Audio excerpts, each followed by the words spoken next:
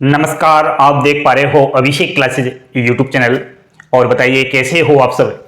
आशा करता हूं ठीक होंगे दोस्तों, और ठीक ही रहनी चाहिए। कंपटीशन एग्जाम्स के दौर में लाखों करोड़ों युवा साथियों का सपना रहता है रेलवे डिपार्टमेंट्स में कहीं ना कहीं नौकरी करने का। साल 2023 का अंतिम पड़ाव चल रहा है। रेलवे की अब तक कोई भी नोटिफिकेशन नहीं आया है। चाहे आप रेलवे आरपीएफ देख लो, चाहे आप एएलपी टेक जेई टीटी, बहुत सारी वैकेंसियों का हम बड़ा बेसब्री से इंतजार कर रहे थे।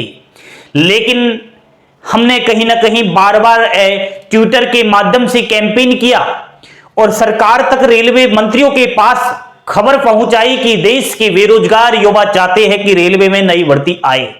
उनके कानों तक जुएं नहीं रहेंगी और हर हमारा प्रयास असफल रहा। लेकिन एक बेरोजगार और गरीब, ईमानदार और पढ़ने वाला स्टूडेंट्स कभी घबराता नहीं है। भर्ती आएगी। अगर भर्ती नहीं आई तो अगले साल 2024 में लोकसभा के चुनाव आ रहे हैं। सरकार चाहती है कि दोबारा से हम रिपीट हो और वोट ले और देश के युवाओं को कहीं ना कहीं खुश करे। और खुश कैसे होंगे? नई भर्ती आएगी तभी तो होंगे। अब दोस्तों लास्ट 2023 में बड़ा धमाका होगा, वो भी रेलवे विभाग के अंदर।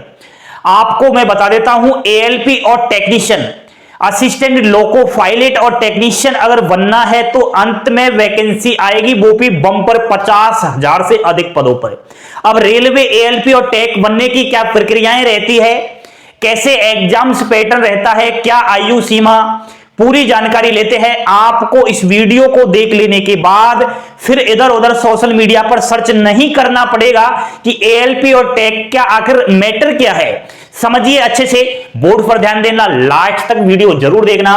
अभिषेक क्लासेस पर पहली बार विजिट कर रहे हो, चैनल को सब्सक्राइब करके बेल आइकन वाला बटन दबाइएगा और अपनी प्यारी प्यारी उंगलियों से एक बार लाइक का बटन जरूर दबा देना।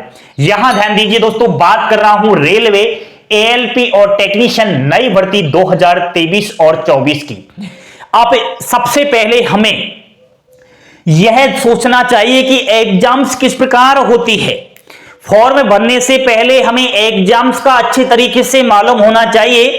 एएलपी और टेक की अगर स्टेज में बताऊं आपकी एग्जाम्स, तो ध्यान देना, सीबीटी फर्स्ट होता है सबसे पहले, जिसे हम प्री एग्जाम्स कह सकते हैं। केवल क्वालिफाइंग नेचर का होता है। इसकी मेरिट में कोई अंक नहीं जुड़ते हैं, ओनली आपको पास करना है, थोड़े नंबर लाने हैं बस। ठीक है, जैसे ही आप सीबीटी फर्स्ट को पास कर जाओगे, नेक्स्ट सीबीटी 2 होगा।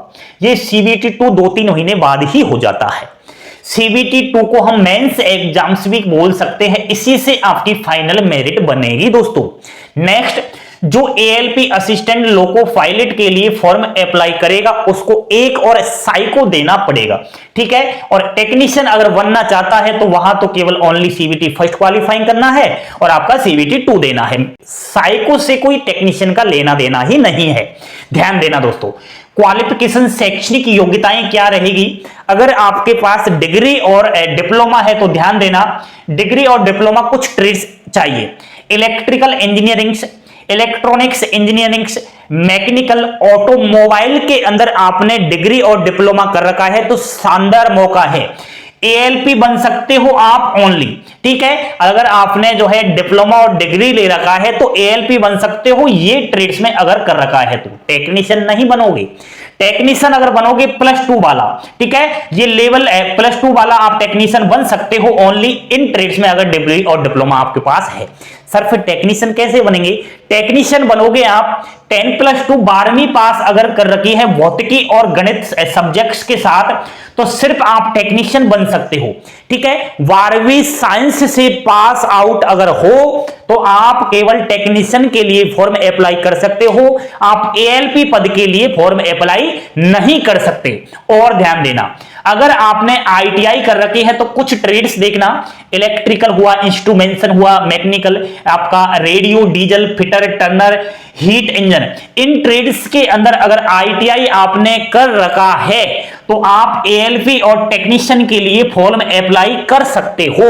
और अगर आपने आईटीआई डीजल से कर रखा है, ध्यान देना, अगर आपने आईटीआई डीजल ट्रेड से कर रखा है तो आप एएलपी के लिए फॉर्म अप्लाई कर सकते हो, चाहे वो एएलपी इलेक्ट्रिकल वाला हो चाहे इलेक्ट्रॉनिक्स वाला हो।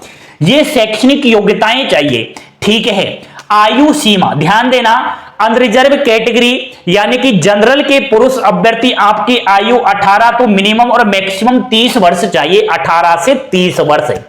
ओबीसी को 33 वर्ष, एससी एसटी 35 वर्ष। लेकिन बहुत साल बाद ये भर्ती आ रही है तो अधिकतम आयु सीमा में कम से कम 3 वर्ष की छूट दी जाएगी। जैसे कि अनरिजर्व की यहां 30 वर्ष है तो 33 वर्ष कर दी जा सकती है, यहां आपके 36 वर्ष कर सकते हैं और यहां आपके 38 वर्ष कर सकते हैं, 38 से 39 कुछ आपकी आयु सीमा में छूट दी जाएगी। दोस्तों समझ गए ना, घबराने वाली बात नहीं है। सीबीटी फर्स्ट होगा सबसे पहले।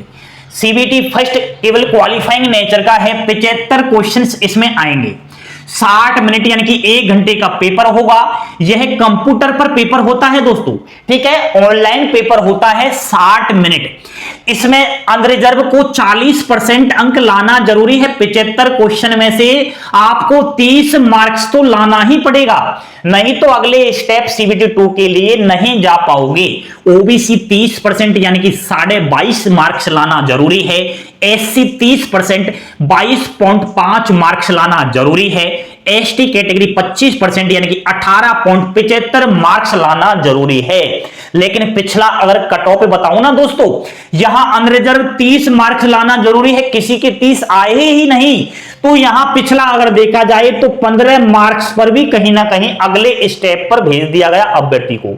अनरिजर्व की बात की है मैंने, केवल 15 अंक भी ले आया ना सीबीटी फर्स्ट में, उसको सीबीटी 2 के लिए भेज दिया गया, बहुत कम कट ऑफ गया दोस्तों। सीबीटी फर्स्ट में मैथ्स के 20 क्वेश्चन आते हैं, रीजनिंग्स के 25 क्वेश्चन, जनरल साइंस के 20 क्वेश्चन और जीके और करंट अफेयर्स के 10 क्वेश्चंस आते हैं।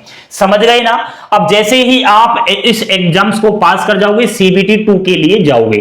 सीबीटी 2 का ध्यान देना, जितनी आपकी वैकेंसी आती है उसका 15 गुना कैंडिडेट्स को कहीं ना कहीं सीबीटी 2 के लिए भेजा जाता है आपके सीबीटी फर्स्ट के द्वारा। ध्यान देना, सीबीटी 2 में पार्ट फर्स्ट होगा, पार्ट ए।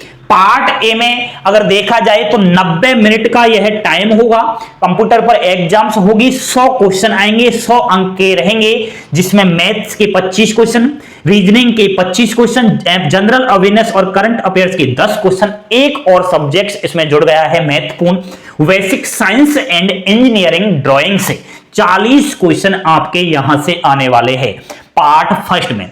पार्ट 2 भी होगा दोस्तों। अब पार्ट 2 जो होगा यह 60 मिनट का होगा, ठीक है, इसमें 75 क्वेश्चन आएंगे। लेकिन ध्यान देना, पार्ट 2 में पासिंग मार्क्स चाहिए 35%, ठीक है। इसमें ट्रेड वाइज प्रश्न आएंगे, जैसे आपने इलेक्ट्रिकल से फॉर्म अप्लाई किया है तो इलेक्ट्रिकल के रिलेटेड क्वेश्चन आएंगे, ठीक है। डीजल से अप्लाई किया है तो डीजल के रिलेटेड क्वेश्चन आएंगे, ट्रेड्स वाइज क्वेश्चंस इसमें आएंगे। लेकिन ध्यान देना, बहुत सारे अभ्यर्थी ऐसे होते हैं जिन्होंने घर बैठे डिग्री और डिप्लोमा ले रखी है, तो उनको ट्रेड्स का ज्ञान नहीं है, ठीक है, कि डीजल में कौन से प्रश्न आएंगे, इलेक्ट्रिकल में कौन से प्रश्न आएंगे, तो अभ्यर्थी यहां क्या है, लुढ़क जाता है, फेल हो जाता है।